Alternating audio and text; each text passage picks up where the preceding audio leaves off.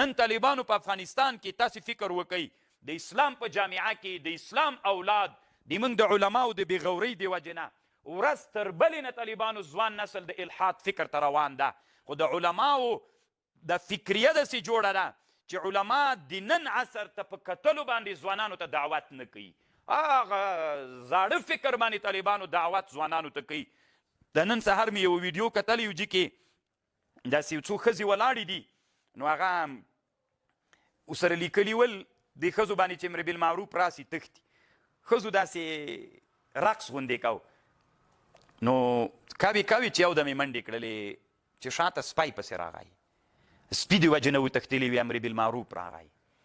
ګوره طالبانو دا یو پښتون نشر کړي ول په ټویټر کې. دا طالبانو الحاد ته روان دي. دا د شعایرو د الله سپکاوی ده.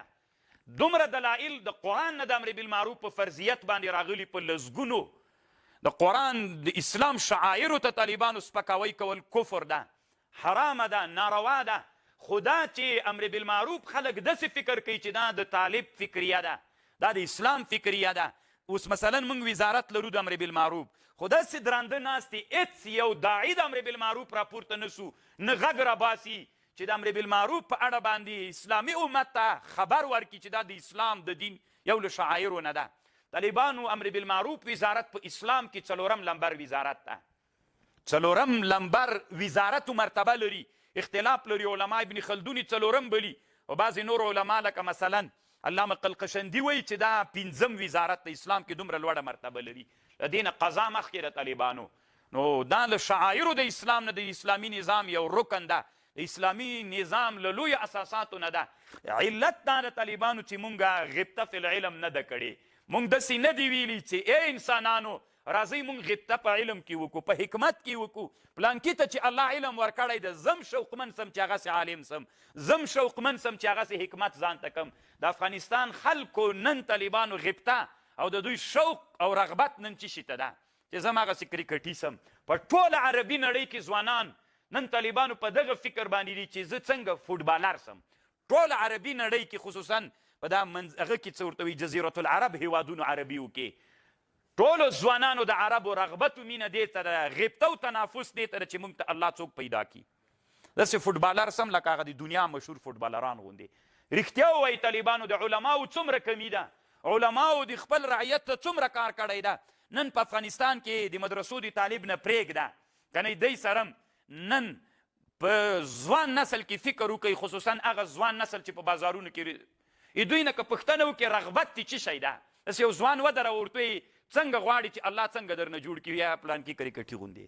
رغبت څو که نه طالبانو دا د چا د وجې نه، د علماو د ذوب د وجې نه.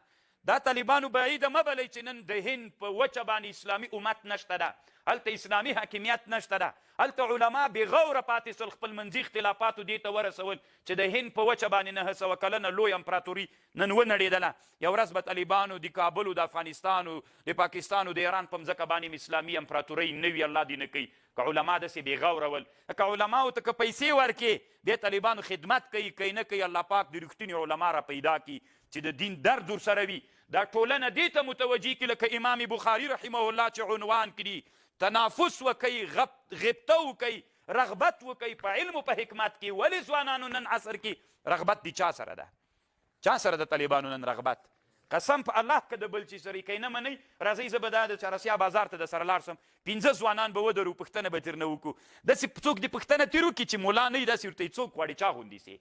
یو به په دې پیدا نه کړي چې د علم راغب و تنافس هغه اسلامي ټولنې ته ذهنیت کې چې دی هغه شی رغبت کوي، علم دین او اسلام دا رغبت نه کوي. چا دا په ذهن کې ور واچول دښمن ته څه بلا وهلی؟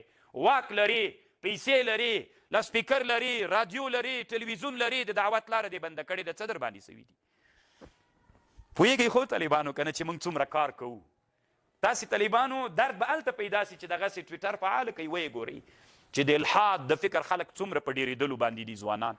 یعنې دا مې درته ویلې چې دا نن سهار مې ولیده که نه د سپي سره یې تشبیه ورکوله. دا کافر مطلق د طالبانو او که دی په دې پوه سي زه فکر نه کوم چې دی دا نشر کړي، خو پوه کړی چا نه ده.